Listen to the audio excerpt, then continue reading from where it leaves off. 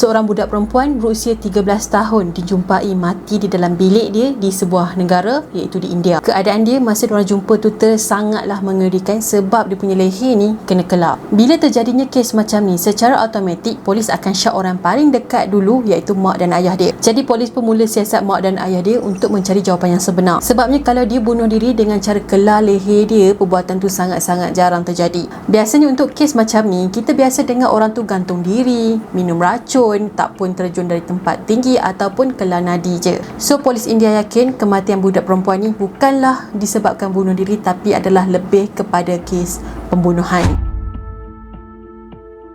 Arushi Talwar lahir pada 29 Mei 1994 di Noida, India. Jadi mak dan ayah dia ni masing-masing kerja sebagai doktor gigi. Ayah dia bernama Dr. Rajesh dan mak dia pula bernama Nupur Talwar. Jadi mak dan ayah Arushi ni ada klinik sendiri dan diorang ni kerja sama-sama. Dalam klinik tu ada dua lagi partner diorang yang kerja bersama-sama iaitu Anita dan juga Prafu Durrani, dan diorang berdua ni sangat rapatlah dengan mak dan ayah Arushi. Ayah Arushi dengan Anita dia akan kerja shift pagi sampailah tengah hari. Manakala mak Arushi pula yang bernama Nupur dan juga Prafu pula diorang ni akan mula shift tengah hari sampailah pukul 5 petang, kadang-kadang sampai pukul 7. Satu hari tu pada 16 Mei 2008 iaitu pada hari kejadian, pembantu rumah diorang yang bernama Bharti telah datang ke rumah untuk bekerja. Masa tu awal pagi, dalam pukul 6 pagi. Bila sampai dekat depan pintu pagar, dia pun tekanlah loceng tapi tak ada siapa yang buka pintu dekat dia. Biasanya pintu masuk ke rumah ni akan dibuka oleh Hemraj Banjade. Jadi dia ni macam penjaga rumah diorang lah, macam guard gitu. Jadi si Bharti ni pelik, mana Banjade ni, kenapa tak buka pintu pagar dekat dia? Jadi dia pun tekan loceng sebanyak 3 kali. Tak lama lepas tu mak kepada Arushi ni jenguk daripada balkon ni dan dia pun telah lempar satu set kunci kepada Bharti tadi untuk masuk ke dalam rumah. Nupur baling kunci tadi sebabnya pintu pagar diorang ni telah dikunci dari luar. Jadi Bharti ni pun ambil lah kunci tadi, dia buka pintu pagar dan dia pun masuk ke dalam rumah. Biasanya pada awal pagi macam tu Rajesh ni memang tak bangun tidur lagi, tapi pada pagi tu dia dah bangun. Pada masa yang sama Rajesh dengan isteri dia tengah nangis dekat dalam bilik anak perempuan diorang iaitu Arushi sambil cakap,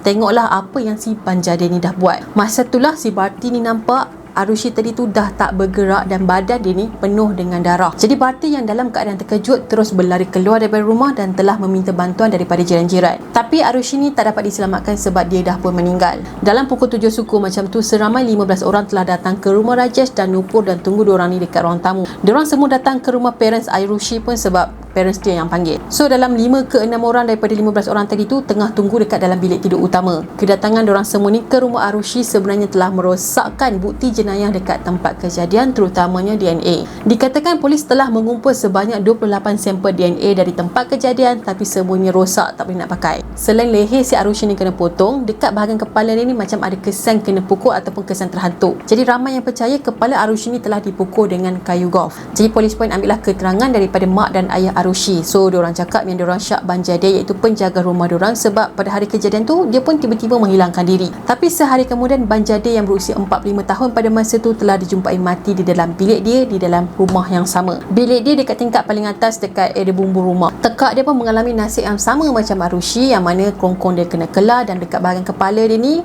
cedera sebab kena pukul. Bukan tu je, badan dia juga ada kesan cedera dan pintu bilik dia telah dikunci dari dalam. Ada cerita yang mengatakan sebelum polis jumpa jasad si Banjade ni, dikatakan Rajesh tu cuba untuk rasuah polis sebanyak RM25,000 supaya polis tak buka pintu bilik Banjade dan cari Banjade sampai jumpa. Tapi polis telah tolak rasuah tadi dan bila diorang buka je pintu bilik Banjade dah pun mati. Tapi tak pastilah yang ni betul atau tak sebab ni macam rumors je. So polis pun tanyalah dekat mak dan ayah Arushi, takkanlah korang tak dengar bunyi apa-apa yang pelik pada malam kejadian? Tapi diorang kata yang diorang ni tutup pintu dan aircon rumah diorang ni agak bising, so diorang memang tak dengar bunyi apa-apa. Jadi polis pun syak, pembunuhan berkembar ni telah dilakukan oleh orang yang dalam iaitu orang yang kenal mangsa-mangsa. Pada malam Arushi dibunuh, dikatakan kawan dia cuba untuk call Arushi tapi tak dapat. Biasanya Arushi ni akan tidur lewat malam dan akan on call dengan kawan-kawan dia. Tapi pada malam 15 Mei tu dalam pukul 9.10 malam, telefon si Arushi ni dah pun tak aktif. Jadi kawan dia tadi ni cubalah mesej Arushi dalam pukul 12.30 tapi mesej tu dia macam tak delivered. Kalau ikut laporan daripada polis, mak dan ayah Arushi ni balik ke rumah dalam pukul 9.30 malam. Dan pada malam tu diorang sempat dinner bersama-sama dengan anak perempuan diorang dan diorang ada beli hadiah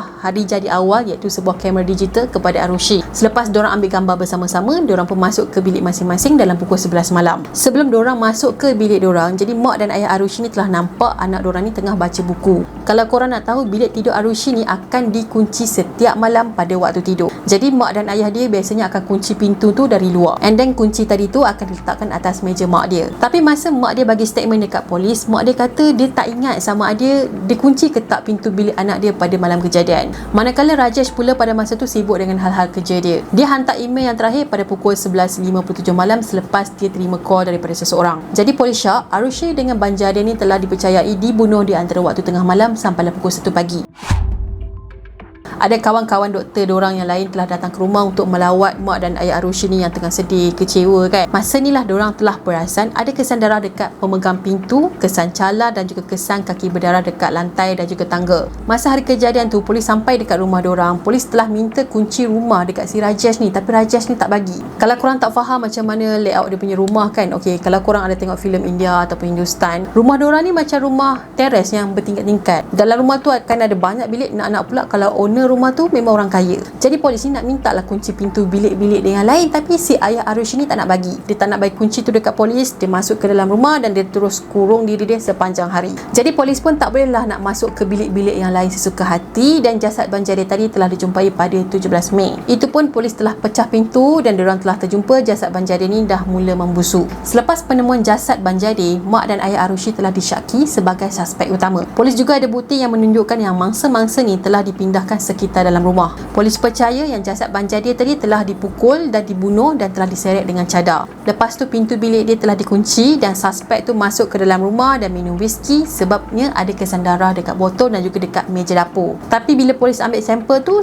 tak membantu, tak tahu apa masalah dia. Pada 16 Mei tu dikatakan abang kepada Rajesh ada call timbalan polis yang dah pencen. Dia call dan nak sembang pasal keputusan bedah siasat Arushi yang didapati ada kesan rogol. Dikatakan dia call polis pencen tu sebab nak minta tolong untuk buang report pasal rogol. So orang pun buatlah teori kemungkinan si Rajesh ni dapat tahu yang anak dia telah bersama dengan Banjaria dan diorang telah membunuh diorang berdua ni dalam keadaan yang sangat marah. Tak tahulah sama ada si Arushi ni betul ke ada perasaan dekat Banjaria ataupun tidak, atau maybe dia ni pun cuma jadi mangsa je. Jadi untuk tutup cerita, abang Rajesh call polis tadi untuk tolong family diorang supaya kes ni tak panjang. Pada 23 Mei akhirnya Rajesh dengan Nupur telah pun ditangkap oleh polis sebab diorang je yang tahu dekat mana diorang simpan whisky. Diorang juga ada kunci rumah selain Banjaria dan diorang ni ada kat rumah semasa hari kejadian. Semasa jasad Arushi dijumpai dekat tempat kejadian, sebenarnya memang ada kesan yang sebenarnya dia telah disentuh oleh seseorang. Tapi cuma polis tak jumpa mana kesan air mani tu. Polis juga percaya orang yang bersama dengan Arushi ni adalah orang yang sangat-sangat rapat dengan dia. Lepas tu ramailah yang percaya yang memang Rajesh ni terlibat. Dia adalah pelaku utama dalam kes ni dan dialah yang bunuh diorang berdua sebab dia marah dan malu. Tapi dakwaan ni telah ditentang sekeras-kerasnya oleh keluarga Rajesh sebab orang cakap semua tu fitnah aja. Tak mungkinlah dia nak pukul anak dia sampai mati, tak mungkinlah dia nak pukul pembantu rumah dia sampai mati yang macam tu. Pada 11 Mei 2013, perbicaraan ke atas Rajesh dan juga Nupur telah dimulakan dan diorang ni telah didapati bersalah pada bulan November dan kemudian dijatuhkan hukuman penjara seumur hidup. Tapi pada tahun 2017, pertuduhan ke atas diorang berdua ni telah pun digugurkan sebabnya polis kekurangan bukti. Sampai ke hari ni, kes ni sebenarnya masih lagi tak selesai dan orang ramai telah menyalahkan pihak berkuasa sebabnya diorang gagal selesaikan kes ni. Punca kenapa kes ni gagal adalah disebabkan tempat kejadian tu telah tercemar dengan kehadiran orang ramai dan menyebabkan bukti DNA telah pun rosak. Jadi guys, Nina nak tanya korang pula, adakah korang percaya dengan teori yang diorang keluarkan selama ni yang mana Rajesh dengan Nupur telah terlibat dalam kes ni, yang mana si Rajesh ni telah bunuh anak dengan pembantu dia sebabnya diorang ni telah bersama, jadi dia malu, dia marah, so dia pukul diorang berdua sampai mati. Maybe masa dia pukul diorang berdua, diorang ni mungkin tak mati lagi, tapi yelah dalam keadaan cedera dan lemah lah kan. So untuk tamatkan riwayat diorang dengan cepat, diorang pun kelar leher diorang berdua. Adakah korang percaya teori ni ataupun korang ada teori korang sendiri? Cuba korang komen dekat bawah. So guys, Nina rasa itu sajalah untuk hari ni dan Nina harap korang suka dengan kisah yang Nina kongsikan tadi. So kepada korang yang belum lagi subscribe channel Nina, jangan lupa untuk subscribe di bawah dan juga turn on notification sebab Nina ada banyak lagi kisah-kisah menarik yang Nina akan kongsikan dekat channel ni. Dan jangan lupa untuk follow Nina di TikTok dan juga Instagram. Kita akan jumpa lagi next video. Bye bye. Assalamualaikum.